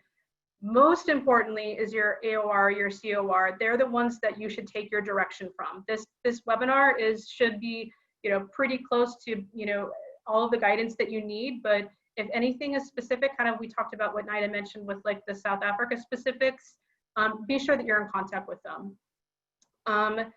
If you've not received your COP20 approved targets and budgets, reach out immediately today. You need to have that information. USAID has put together a couple of different resources. We'll be sure that if you've not received them, we're pushing out those resources again today to all of our USAID field colleagues.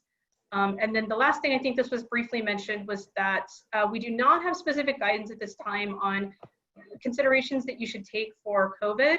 And so it's, as we get more guidance from SGAC, we'll let you know, but please just kind of continue ahead with the budget that you had, and we'll be in touch with you for any other changes. So I know that was a little fast and furious at the end, but I know we're getting really close to time, and so I wanted to take as many questions as I can. Thank you, Erin. So I'm going to group the questions on program management and the interventions budget process. So for program management, do you include all staff in program management? And does this program management include all indirect costs? Yes, again, if you go to the classification reference guide, there is a definition of all of this. So program management is sort of like the program area, right? And so the detail will be in the cost category.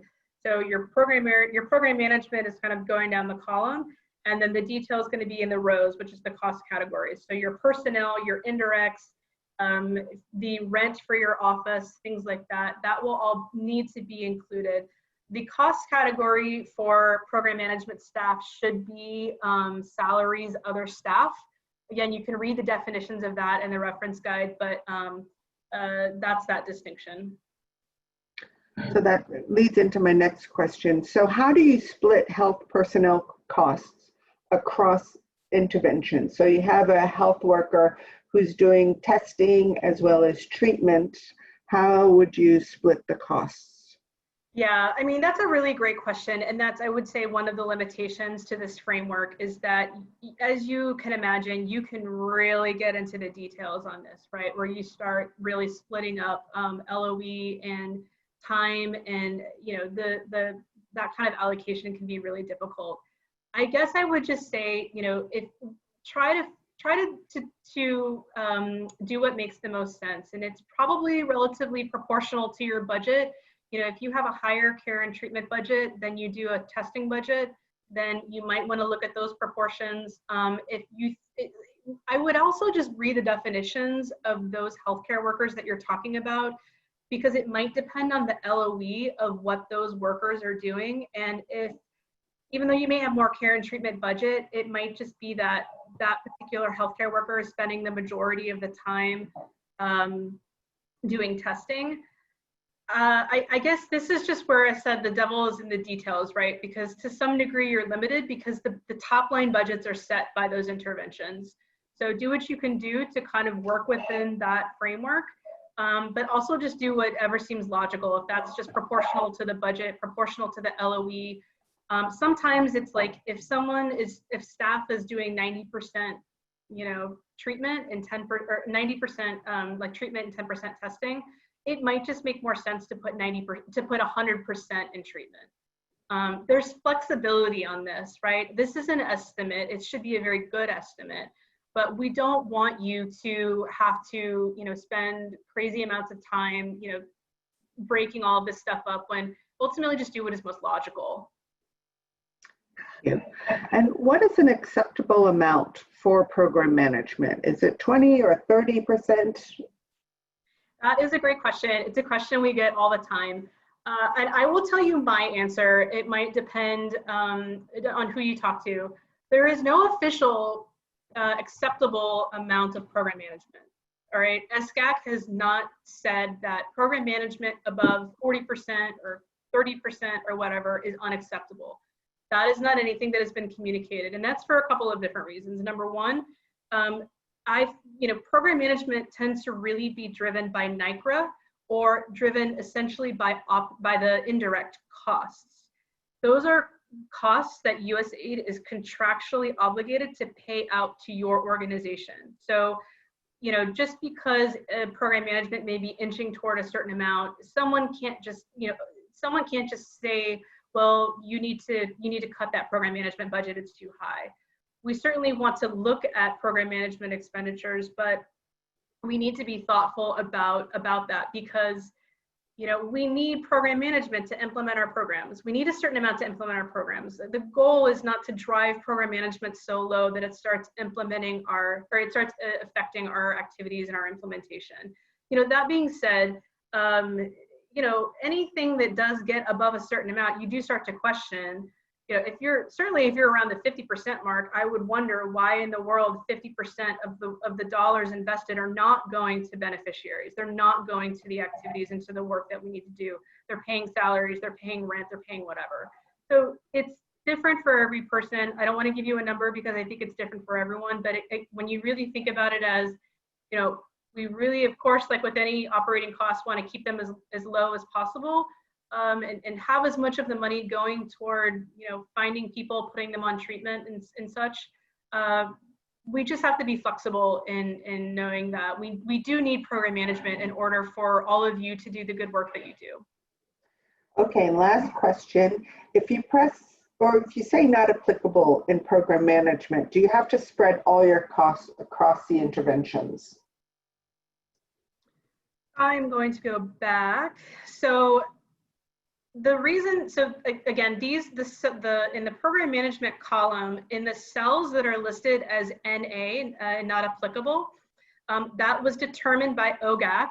And when you think about it, it's because, for example, with program management, let's just take the salaries for healthcare workers. There should not be any healthcare workers that are considered program management, right? That's budget that we are spending to pay for salaries for doctors, workers, peer educators, mentor mothers. That's kind of a broad bucket there, but those are not admin. Those are staff who are doing healthcare workers that are doing direct service delivery, and so we would not consider those as project management staff. Again, if you look at the classification reference guide and you look at the definition of each one of these clinical, ancillary, healthcare workers, and other staff, those are blocked out because of that reason. And you can only enter in other staff because the definitions and the titles of other staff are aligned with what you would expect for program management, like finance and accounting, administrative, things like that. Thank you. Okay, I think that's all the questions that we're going to ask for right now. So let's hand it over to Jonas, who's going to show an example of the narrative section, and this is the ASAP work plan that we submitted. It may not be completely relevant to organizations that have targets, but we did want to share an example because we know that you learn a lot from partners' examples. So over to you, Jonas. Thank you, Catherine. Can you hear me? Yes. Good. Thank you. My name is Jonas Asfam. I'm the Senior Task Order Manager for ASAP project. And in the next few slides, I will be discussing the major components for ASAP Ethiopia program narrative based on the templates shared from the mission and the draft we submitted to the mission in April. So I'd also like to note that ASAP is a global mechanism providing technical assistance to local organizations with mainly intervention at the above site level and program management, as opposed to most of the local organizations which has site level service delivery intervention with beneficiary targets. Therefore, the next slide, I will not have any target or service delivery activities. Next slide, please. So the first section, actually before the introduction, it's obvious that we will have a title page where we will have the name of the implementing organization and the project title, implementation period, usually with a USG period, budget period, October to September. And we include the award number and the submission date and contact information for the implementing organizations. Then the first component of this program narrative is an introduction in which we will provide overview about the project or activities, the duration, the mechanism, type, and life of project budget, and the purpose of the project. And also we put some background information about the problem situation and what the intervention or the project will try to focus to address this problem, and who is also involved in the implementation, if the local organization has sub-partners or key stakeholders, and what are their roles. So I'm not going through the detail in the slides, but I'm just trying to highlight the content for each component. And also, we will also include information with regard to how this project is going to contribute towards achieving the PEPFAR 95, 95, 95 targets, and other relevant information, background information that will support the intervention. Next slide. So this is a continuation of the introduction, which will have all the background information. And the next section is the target and scope. And this is where we describe the target beneficiaries, which was earlier, Aaron was discussing about the different target beneficiaries. So we, based on the intervention or the project, we will describe the target beneficiaries and the geographic coverage, whether it's national or regional, and if there is any plan for the COP20, if there is a plan for scale-up expansion of intervention. And also the intervention type, the program intervention type will also be addressed in this section. Next slide.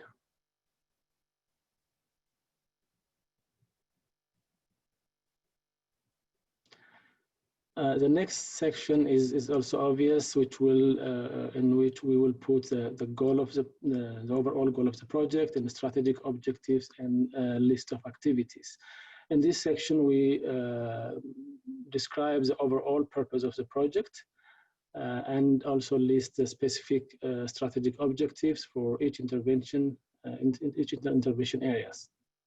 So as you can see on the slide, ASAP has 2 strategic objectives, and we support, strengthens the local organization to build their capacity as they become a prime recipient of USAID funding, and also support the local organization to be able to manage, implement, and monitor PEPFAR programming. So you might have more than 2 objectives, strategic objectives, so you will list all the strategic objectives for that specific intervention under this section. Next slide. So here we will, there's a section where you describe all the details of activities planned for the implementation period. And we start with what we have been accomplished in the previous year. If it is the second year of your award, then you will highlight the major accomplishment from the previous fiscal year, and and also how we build upon the progress and achievement we have made in the previous year. So this you will have a general section to talk about the different activities under the intervention. And next slide.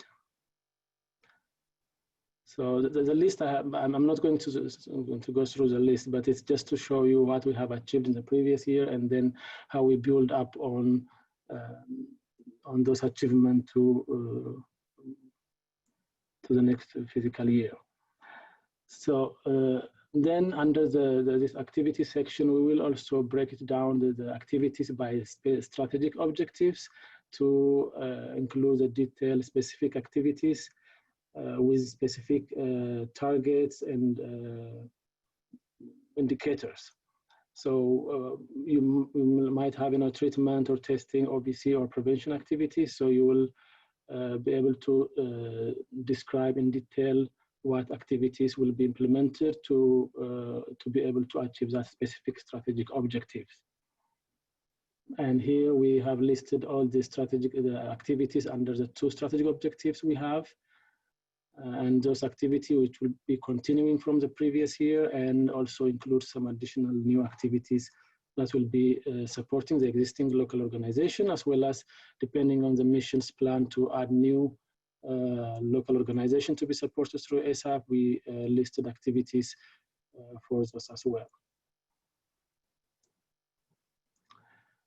And the last section of the work plan, the narrative, is to the performance, project performance monitoring and evaluation section, where you present the indicators and target for each activities, depending on whether it is above site level or site level intervention. So you will include targets, indicators for activity level indicator, outcome level, and impact indicators, and target, whereby you will be able to track progress against the target set from the beginning while you are implementing the activities. And of course, as was presented earlier, you will have the budget detail by cost categories and intervention areas using the SCAC budget template that will accompany the program narrative. Thank you. That's all I would like to share. And if you have any question, that's welcome. Thank you. Thank you, Jonas. I hope that was useful for local organizations to see our example. We're at the end of our session, so we would like to thank everybody for participating. We look forward to seeing and hearing from you on our next webinar, which is on sub-award management. And in our English series and in our French series, it's on financial management and compliance. We do have a series in English and one in French. So we did get a lot of questions from French speakers asking about today's session in French. We will ask USAID about the possibilities of having this in French. And we look forward to hearing you in the next upcoming webinars. Please take a moment to complete the poll. We have 72 respondents already, and we have 165 people on the line. We'd really love to hear from all of you. So thank you very much. Thank you, USAID. Thank you, Aaron, Adrian, Audrey, Callie, and Debbie for hosting this. And thank you for everybody for the prep work. Have a wonderful day, and please send us any additional questions you may have. I'll keep the Q&A open for about 10 minutes. Thank you. Bye-bye, everybody.